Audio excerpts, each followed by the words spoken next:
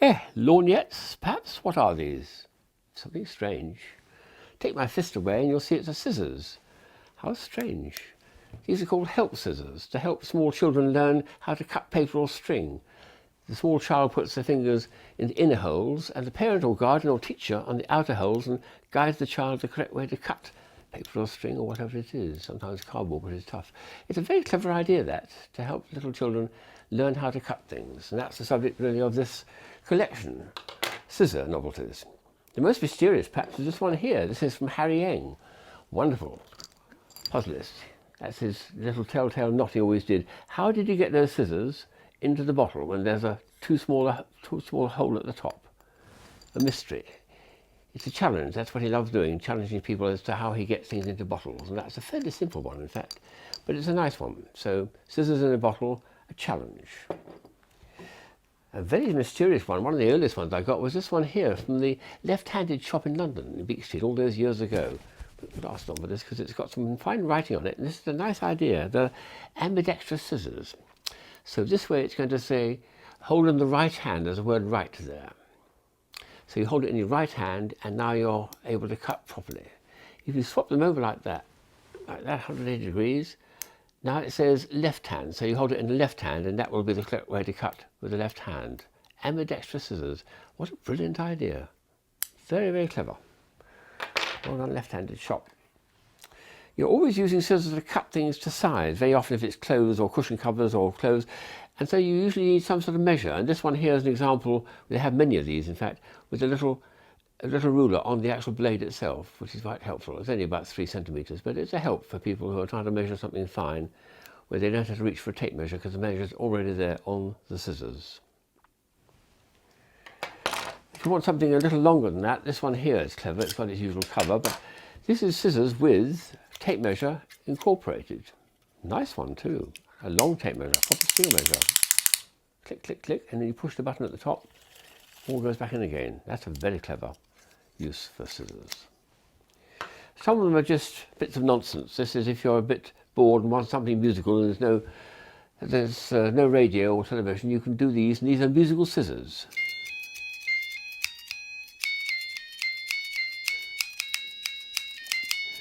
This old man came rolling home. Oh yes, I think it's a well-known tune. So musical scissors, and every time you do that, it advances the tune by 1 note. That's a nice idea. Another battery-operated one, which is very clever and high technology, is this one here, which has a laser incorporated. So when I switch it on, now we've got a nice laser line for me to cut down the paper with, and have a nice straight line to cut through, following the laser line. Very straight edge you can make. That's a brilliant idea. Laser scissors, and then we can turn it off at the end.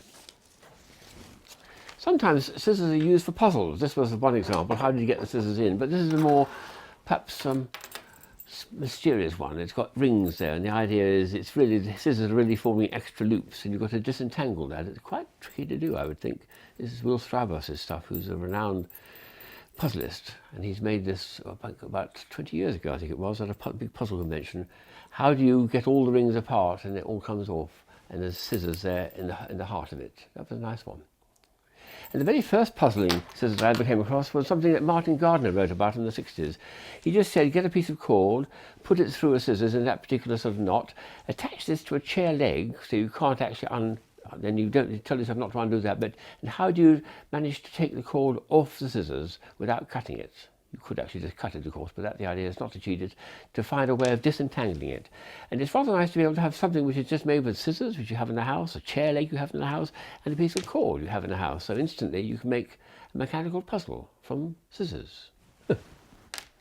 I love some of the shapes they come up with. There's 2 very nice animal shapes here. This one here is a rabbit, of course, with its arms akimbo, big long ears at the top. That's a very nice feature, and it cuts quite well too, and little flat feet at the bottom. And then one here from Japan is like a little bird with little eyes there. Little eyes, and you take off the beak. And this one is also battery operated, so it makes funny little sounds when you turn on the thing.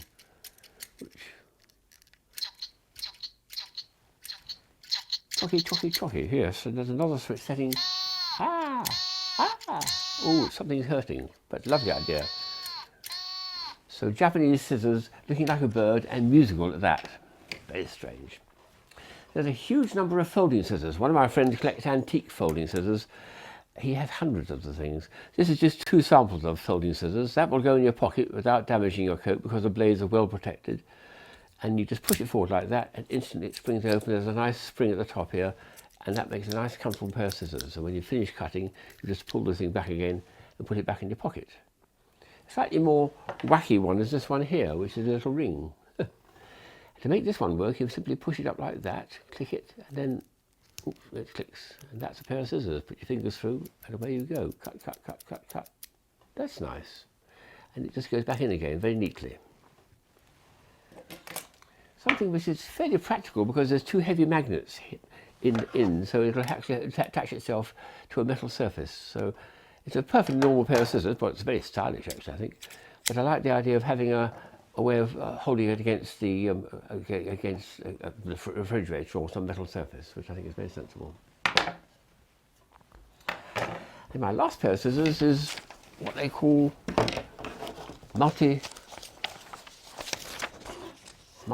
scissors. These only come on the market recently. The idea is if you haven't got a shredder and you need to get stuff, confidential waste done, you do it with this pair of scissors. MultiBlades, and you cut one way and you cut the other way. So I've got some documents here which I don't want anyone to have. And I better get busy, hadn't I? You do a bit of that and then you do a bit of this and you make a jolly good mess, and I've got a lot of confidential stuff to cut up, so I better get busy. Hide the evidence.